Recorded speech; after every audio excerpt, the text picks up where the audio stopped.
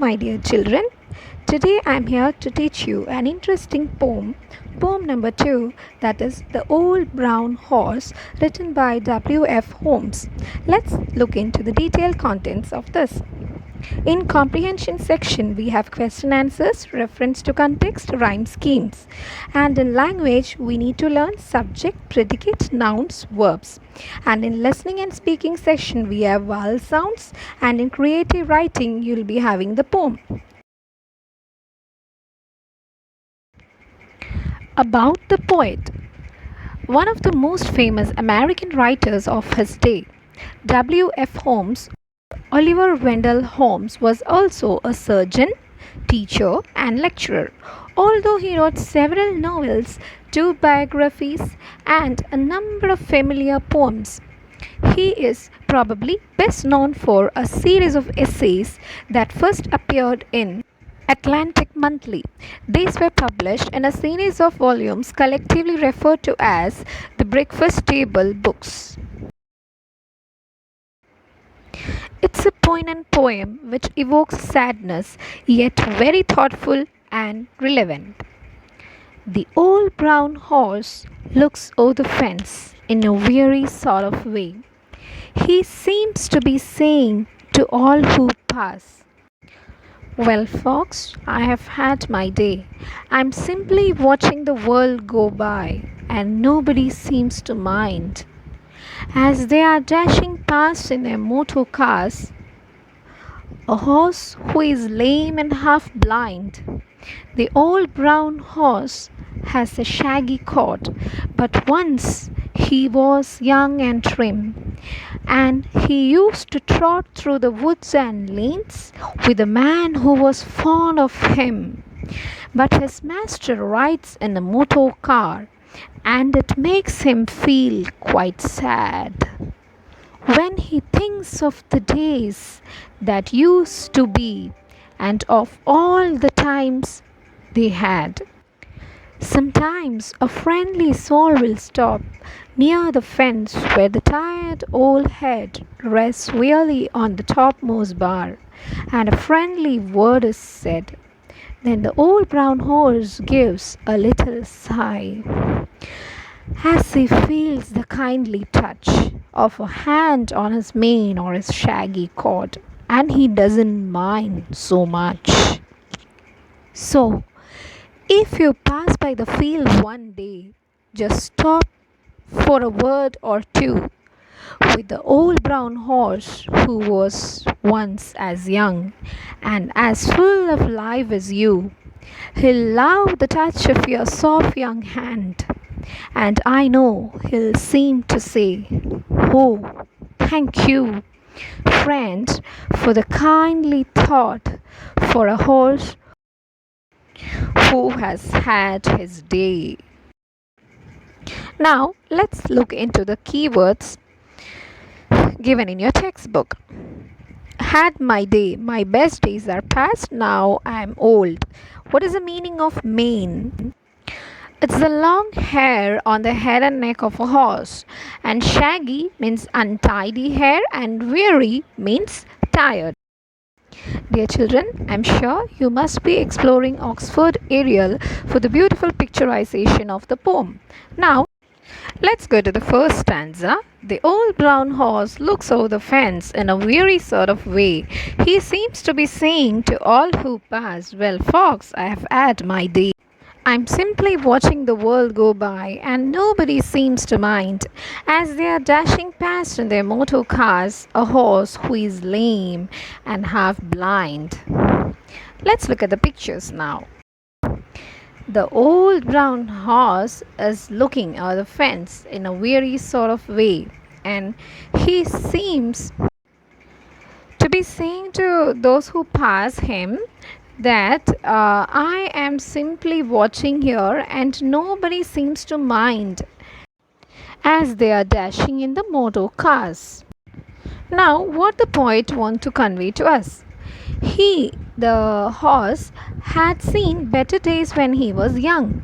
Now, as he has grown old, he stands near the fence and looks over as if exhausted and tired.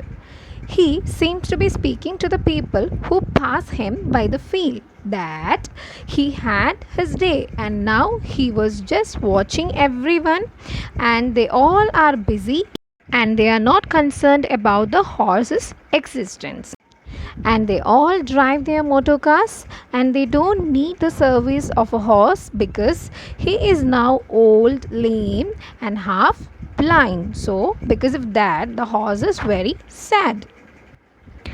Now the next stanza. The old brown horse has a shaggy coat, but once he was young and trim. And he used to trot through the woods and lane with a man who was fond of him. But his master rides in a motor car and it makes him feel quite sad when he thinks of the days that used to be and of all the times they had. Look into the picture. See a horse who is lame and tired, and Old Brown has a shaggy coat. But once he is remembering, he was riding with his master when he was young, and they both used to enjoy. But now his master is riding a motor car. So when he thinks about this, he is very much upset. The meaning of the second stanza is that now that as with the time horse feels himself useless because master has chosen a motor car and he is recalling his pleasant past and the time he and his master spent together, which makes him again and again upset. Next line. Sometimes a friendly soul will stop near the fence where the tired old head rests wearily on the topmost bar and a friendly word is said. Then the old brown horse gives a little sigh as he feels the kindly touch of a hand on his mane on his shaggy coat and he doesn't mind so much. That means sometimes a friendly person stops near the fence and touches the horse, his mane, his shaggy coat, everything, and the horse feels happy. That time he gives a little sigh because he is happy for the kindly touch and he doesn't mind it so much. Once in a while, someone who is very kind stops there and he touches the shaggy coat of the horse, which makes the horse very happy. The horse lets out a sigh, for he doesn't mind this act of kindness, just like he doesn't mind others' indifference. Next lines. So, if you pass by the field one day, just stop for a word or two with the old brown horse who was once as young and as full of life as you. He will love the touch of your soft young hand. I know he'll seem to say, "Oh, thank you, friend, for the kindly thought for a horse who has had his day." Look at the picture. So, if you are passing me one day, he is telling us, please stop and look at me. Because once upon a time, I was also young and energetic as you. Thank you, friend, for stopping and looking at me. Means the poet is asking the readers to stop when you meet a brown horse who is now aged and tired but once was young and lively as the person we are. The horse would love the generous touch of the person's young hands and would be very much grateful for the kind concern shown to a horse who had his day. Now let's discuss the textbook exercises. The first part is question answers, like what do we learn from the horse appearance, that he is very old and tired and why does he feel bad because his owner has neglected him and he is using motor cars and no one is stopping near to him, and what does the poet is expecting the reader to do. He is expecting that we should stop near the horse and have a kind word or a touch, and true or false questions are there. So these all I'll be sharing in your notes. Okay, let's go to next page. In that it is work with words. In this, some words are given which are related to horse, okay, and horse riding. So you know definitely what is a coat for horse, and riding when we ride, and mane, that we already discussed in the word meanings, that is the hair of a horse on the neck and head. And what is trot? Trot, it is the quick fast movements made by a horse. Next word is lame, lame. That is when a horse is not able to walk due to age or any injury on his foot. Next is your homework. Look into a dictionary and find out the meanings of the words given over there, and sort them into the category like which are related to horse. Now let's learn something about language here, that is subject and predicate. You know that subject is the main part of a sentence, or about whom the sentence is. I would like to say that subject is the hero or the heroine of a sentence. Means the entire sentence will be always about the subject.